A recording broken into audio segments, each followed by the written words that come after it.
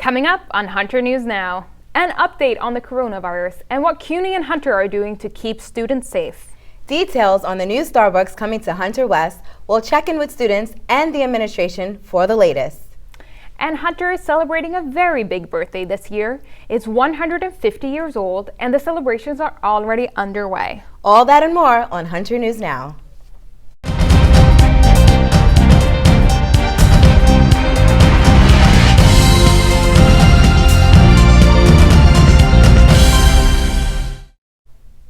Welcome to the first Hunter News Now of the new decade. I'm Chanel Thompson. And I'm Amelia Nygren. Our top story this week is an update on the COVID-19, more commonly known as the coronavirus. CUNY's Chancellor Felix Matos Rodriguez has appointed a coronavirus task force. And as of today, CUNY has one confirmed case of the virus at John Jay College, which out of an abundance of caution is not holding any classes today. In addition, all 25 campuses have taken precautionary measures like restocking hand sanitizers and soaps and disinfecting common spaces. So far, all other CUNY campuses remain open, while New York schools like Columbia, NYU, Fordham, St. John's, and Juilliard have moved their classes online. Here are some of the tips from the CDC to minimize the spread of the virus. Wash your hands with soap and water for at least 20 seconds or use an alcohol-based hand sanitizer. Avoid touching your face. Cover your nose and mouth with a tissue when sneezing or coughing. Most importantly, stay at home if you are not feeling well or if you have a fever. People infected with the virus display flu-like symptoms such as a fever, a dry cough, and shortness of breath. And contrary to popular belief, wearing a mask will not protect you.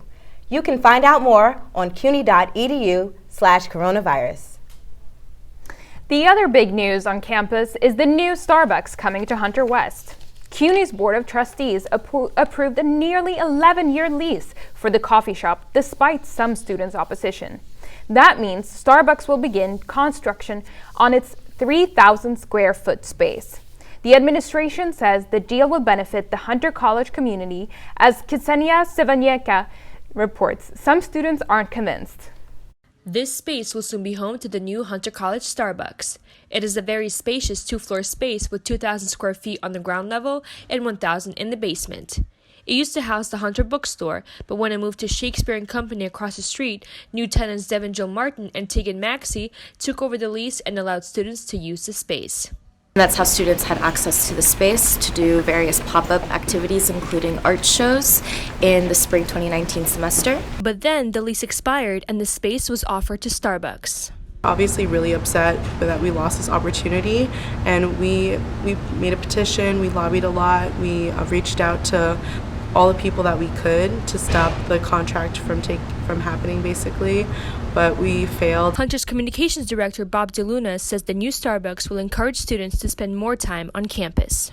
My gut feel is, based on the past surveying that we've done, based on interactions with other students, some students who may be more supportive of it, and because there are students who are against it, are a little bit shy about saying they're supportive of it. But we have heard from other students who think it is a good idea. So I think it will be a positive development. However, student activists are not giving up and urge anyone who's against the Starbucks deal to sign the online petition. This is Ksenia Sevanyeka, Hunter News Now. Those students opposed to the new Starbucks say that there are already lots of places on campus where students can get coffee at an affordable price. The most popular one being Motto, where everything is $2.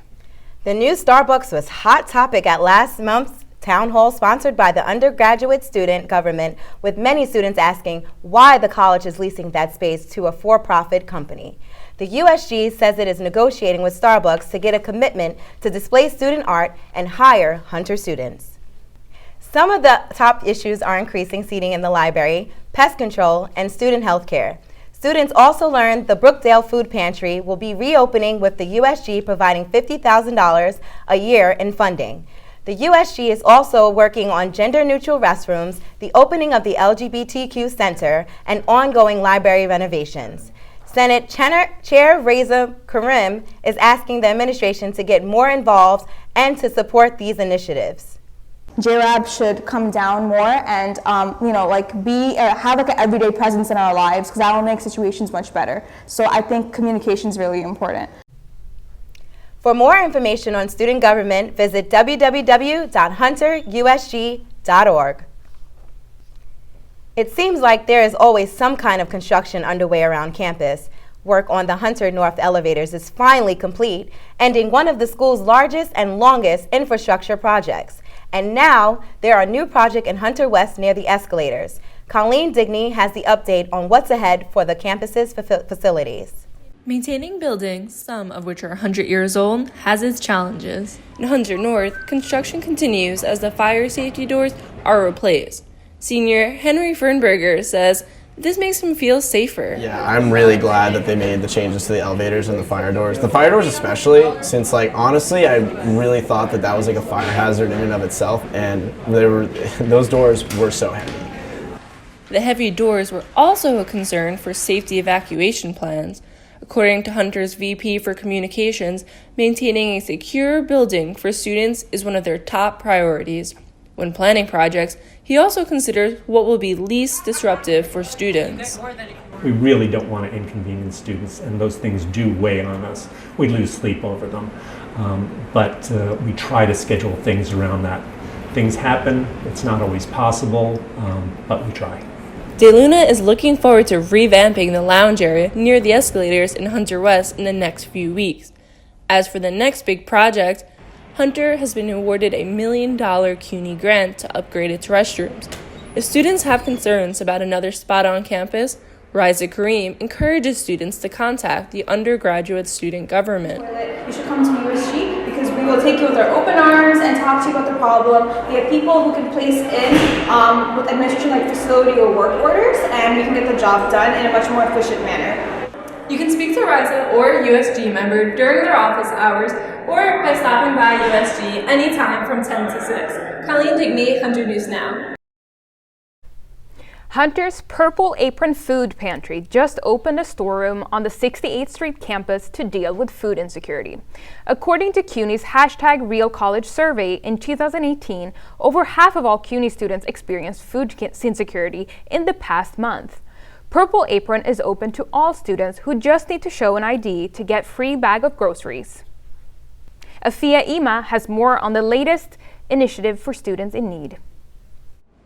Jason Nagorne, a junior, has been going to the Purple Apron in his dorm in Brookdale for the past year and recently started visiting the one at the main campus. He says the pantry helps him financially live alone in New York City. The food that comes from the pantry is what ends up being the ground of most of my meals throughout the week. So the vegetables and the grains are really what gives my food substance. The pantry offers all students a shopping bag full of 2 grains, vegetables, fruits, proteins, and 1 dairy product twice a week. Students can choose from rice, cereal, beans, milk, canned goods, and more, although there are no fresh fruits, vegetables, meat, or fish as of now. Hunter spokesperson Robert DeLuna says the pantry is still in a soft launch. We do have refrigeration available at Brookdale, and that does make that a viable option there. And we expect to be adding refrigeration to the 68th Street campus as well. There is no timeline to when refrigeration will be added, but Hunter students also have access to the Fresh Food Box, which provides a bag of fresh fruits and vegetables for $14 every Thursday. And students who can't afford that are eligible for vouchers that cover the cost. Since its opening, the Purple Apron Pantry has been staffed by 3 graduate nutrition students who have completed food safety training. The pantry food comes from the New York Food Bank, but USG President Kamalpreet Kaur says Hunter is looking into more options like kosher items. USG is also working on the pantry's appearance. In terms of making it more of a welcoming and safe space, we're teaming up with a few art students to get some art in there to make students feel more welcome. The Purple Apron Pantry is open Monday to Friday right here in Hunter West basement in room 103. Bring a reusable bag for your free groceries. Afia Ima, Hunter News Now. When we return, find out what Hunter students think about the 2020 election. Stay with us.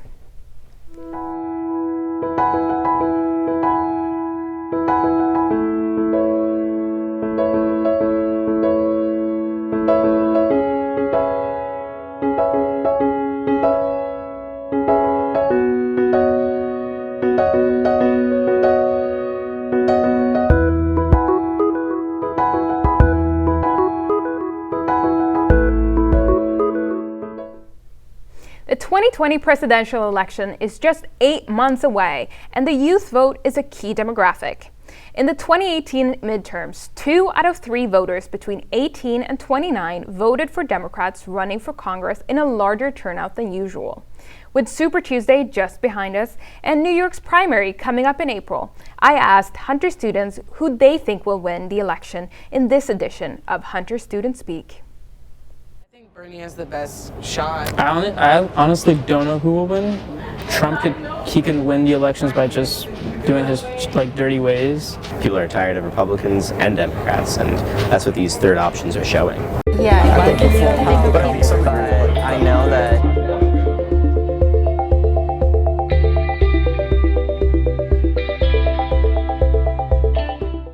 I do follow the election. I don't follow the elections because it's all a lie. There's always that worry where, are they saying this just because they want the attention and the votes from people, or is this something that they're actually going to commit to? Definitely going to vote. I think you should vote just because you got to be involved. I'm voting for Gloria La Riva. She's running with a campaign with Leonard Peltier as her vice president. Gloria La Riva is an activist. Bernie's my rock. I really hope that America wakes up and see that Bernie is our most valuable candidate. He's been fighting for LGBT rights for a long time. He fought in the civil rights movement. This is the kind of person he is. I think Sanders could stand a good chance. He's just a loud dude from Brooklyn, and who's better to have a screaming match with a loud guy from Queens than a loud guy from Brooklyn? It just makes sense. Yeah, I think it's but I know that. New York holds its primary election on April 28th. Don't forget to vote. Coming up after the break, we're going to meet some of our star students on campus. First up is a music student who can do everything from big band jazz to rap. And then a look into the life of a young tennis player with big dreams. Stick around.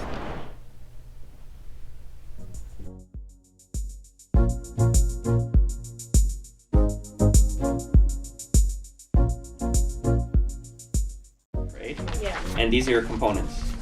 The smaller bit in the Y direction, a little bit in the X direction. Yeah. Right? So it's only in the Y direction. Yeah. So there is no X component. For supplemental instruction, 90% of the people who participate in the bio supplemental instruction get a B or above. Each week, Hunter News Now profiles a scholar artist and a scholar athlete on campus. We've got 2 impressive students to introduce you to this week, beginning with a very talented trumpet player who has been studying music at Hunter. The music department offers instruction in musicology, theory, and performance, and one of its star performers is junior Jalen Grand Champs. Hunter News Now reporter Sion Pollard caught up with Grand Champs and has this report how he uses his trumpet and rap skills as a form of empowerment.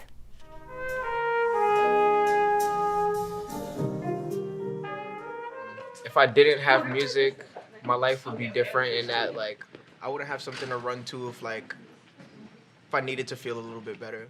Some people draw, some people paint, some people act, some people dance. I don't do any of those, but I do music, so my heart just is drawn to it. My name is Jalen Grand Champs. I'm 21 years old. I'm a music major and an English minor at Hunter College. I've been playing trumpet for about 7 or 8 years now, on and off. I got into it because my mom put me into an orchestra in 3rd grade. I started rapping in my senior year of high school. Always been a listener, listening to music in the car with my mom and stuff like that. Music was always playing in the house. Just felt like one day making my own music. Performing rap and performing on my trumpet is 2 different worlds. There's a standard of playing that I need to live up to. I'm in the practice room every day, just studying for symphony, working out really complex rhythms, notes, fingerings. Yeah, breathing, fingerings, just real technical things about the trumpet. As where if I'm performing my own hip hop, I wrote that music, so if I mess it up, I know exactly what I did wrong. For me, the best part of rapping is being able to express myself. When I put something out in the world, it's exciting. Like I want to hear what other people think about my music. I want to hear how they relate to it. So my career goals is to teach. I want to teach. I want to, with the music and English, I want to give young kids an outlet, well, the tools to find their creative outlet. Like I write poetry sometimes, I write songs, I play my trumpet. These are all things that help me to like just unwind sometimes or just like create, be expressive. And I think everybody needs some type of outlet.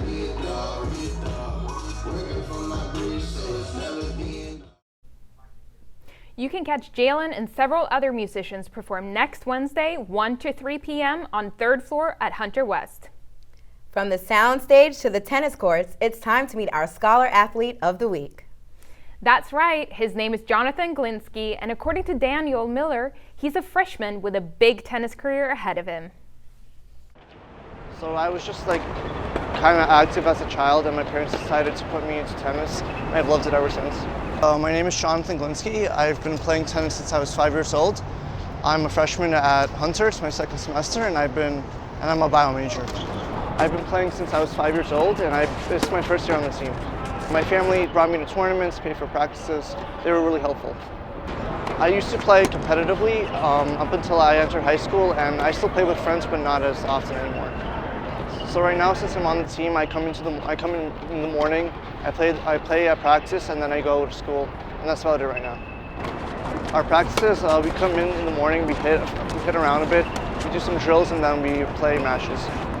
So you have to serve into the box, and you have to like keep it in play as long as possible until someone makes a mistake, and then you just play as best as you can. A match can usually last around an hour, but if both people are on the same level, it usually lasts around more. You gotta play very smart, always like trying something different with your opponent and keeping things fresh. But yeah, I've played competitively for like about 7 years. I've won a few competitions in that time. I enjoy the sport because it helps me keep active. It makes me try new things all the time. And I just love the game, really. I would just say it's a lot of fun. You get to meet new people, and you get to like play as best as you can against great players. I think I'm just going to play till college and then enjoy it after. Tennis has made me more persistent in whatever I do. It helps me, it taught me that like if something goes wrong, just try again or try something new.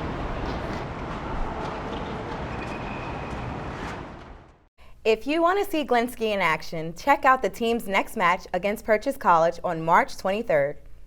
Coming up next, bring out the cake and balloons as we wish Hunter College a happy 150th birthday. We'll be right back.